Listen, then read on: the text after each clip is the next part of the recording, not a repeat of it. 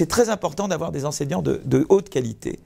Et ce qu'ont très bien réussi à faire les Finlandais, c'est qu'ils ont un système de formation Bac+5, et après le Bac+5, il y a 1 an et demi de formation des maîtres. Et ça, c'est partout. Donc c'est formé par les universités, mais il y a un examen national. Et puis il y a des examens organisés par les universités. Et puis c'est contrôlé au niveau national en permanence. Donc d'abord, ils ont une très bonne formation des maîtres. Et puis le maître est évalué régulièrement. Et si la performance se détériore, il doit être recyclé, il doit se reformer, il doit se réactualiser. Donc ça, c'est le premier élément, la qualité du prof.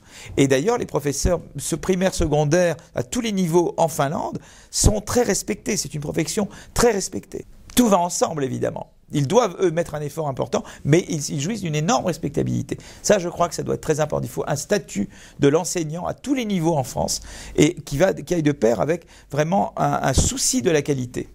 Et lui donner les moyens de se perfectionner, de s'améliorer en permanence. Ça, je crois que c'est fondamental. C'est le numéro 1, c'est le critère numéro 1. Très important. La deuxième chose qu'ont fait les Finlandais, c'est qu'ils ont tout un système pour lutter contre le redoublement et l'échec scolaire.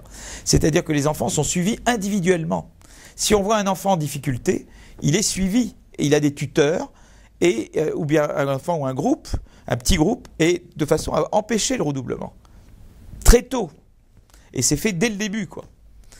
Donc ça, à mon avis, ces deux éléments-là sont clés, quoi. Je crois que ça, c'est la clé d'un système qui est performant. Donc ça, c'était les deux révolutions à mener au niveau primaire-secondaire.